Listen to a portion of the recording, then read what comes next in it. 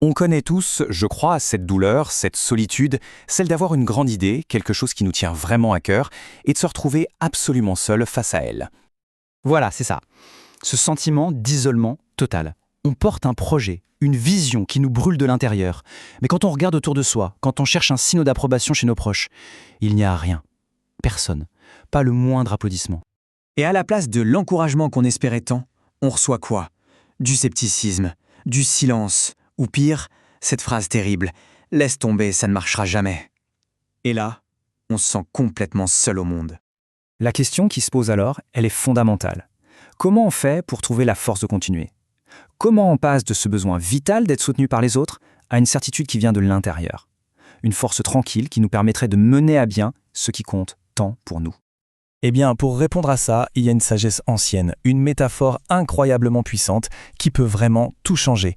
Voyons un peu comment elle peut nous éclairer. C'est le Baal Shem Tov qui nous offre cette image, tirée du livre des Proverbes, Nishmat Adam Iye Neiro, l'âme de l'homme et sa lampe. Et attention, il dit bien une lampe, pas une bougie. Et la distinction, elle est cruciale. Une bougie, elle a besoin d'une flamme qui vient de l'extérieur pour s'allumer, et le moindre petit courant d'air peut l'éteindre. Une lampe, par contre, c'est tout autre chose. Elle est autonome. Elle a sa propre huile, sa propre mèche. Sa lumière vient de sa propre substance. Eh bien l'âme, notre vérité profonde, c'est cette lampe. Alors oui, bien sûr, les encouragements des autres, c'est utile. C'est comme un souffle d'air qui aide la flamme à grandir, à brûler plus fort. Mais attention, l'air n'est pas la source de la lumière. La source, c'est l'huile qui est dans la lampe. C'est notre conviction personnelle. On peut même pousser l'idée plus loin, avec l'image de l'écorce et du fruit. Le soutien extérieur, la reconnaissance, le buzz, tout ça c'est l'écorce, la clipa. Ça protège, c'est utile, mais ce n'est pas l'essence. Le fruit, le prix, c'est la vérité, le cœur du projet. Et quand l'écorce du soutien extérieur vient à manquer, on est obligé de se nourrir directement du fruit, de sa propre conviction. Pour rendre tout ça très concret, je vais partager une histoire personnelle. Une histoire qui ne parle ni de business, ni de célébrité, mais simplement de cette petite lumière intérieure. Il y a quelques mois, j'ai ressenti comme un appel.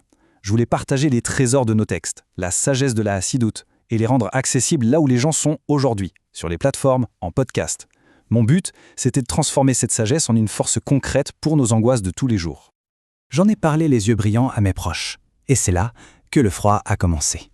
Ma femme, avec une immense tendresse, m'a partagé son inquiétude. « Mon amour, tu vas t'épuiser pour un projet qui ne t'apportera rien de concret. » Ce n'était pas méchant, non, c'était juste pragmatique et terriblement décourageant.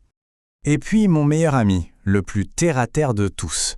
Il a souri avec compassion et m'a dit « Des podcasts sur la spiritualité ? Mon ami, le monde veut des recettes rapides et des vidéos de chats. C'est un peu naïf, non ? Concentre-toi sur ton travail. » Le deuxième coup de massue. Là, j'étais brisé, anéanti. Pas parce qu'ils avaient forcément tort, mais parce que je ne cherchais pas un investisseur, juste un encouragement. J'ai passé des soirées entières à fixer mon écran, le cœur serré, prêt à tout supprimer. Franchement, à quoi bon se battre contre le doute de ce qu'on aime le plus? Et puis un soir, alors que j'étais vraiment sur le point de tout abandonner, une phrase, apprise il y a si longtemps, est remontée à la surface, à l'enseignement du traité Sanhédrin. Pour qui le monde entier a-t-il été créé? Pour moi. Et j'ai compris. Ce projet, c'était ma part, ma responsabilité, c'était ma lampe. Alors, j'ai continué. Petit à petit, dans mon coin, dans l'ombre, sans plus rien dire à personne, ma seule source d'énergie, c'était cette conviction solitaire. Ma lampe n'avait peut-être pas beaucoup d'air autour pour faire grandir la flamme, mais l'huile à l'intérieur, elle, était pure. Et c'est là que quelque chose d'absolument impensable s'est produit. La réponse est venue, mais alors pas du tout d'où je l'attendais. Je reçois un long message vocal d'un ami d'enfance, devenu depuis un grand rabbin, un juge rabbinique, un esprit brillant. Il me racontait ses épreuves, des problèmes de santé, un accident. Il était au plus bas. Et il a ajouté, la voix un peu tremblante, « J'ai écouté ton podcast, et ça m'a raccroché.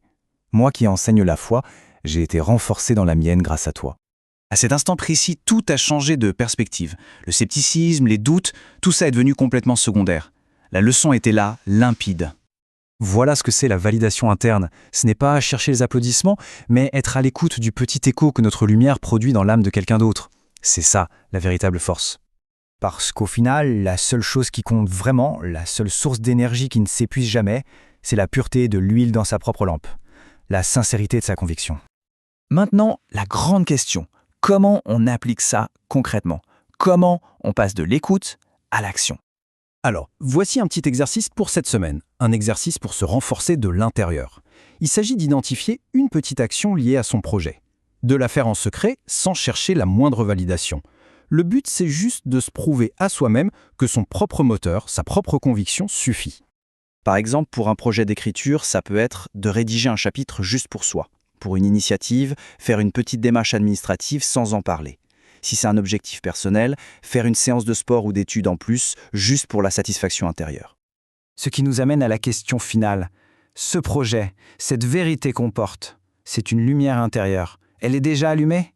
Est-ce qu'on a vraiment besoin de la permission de qui que ce soit pour la laisser briller ?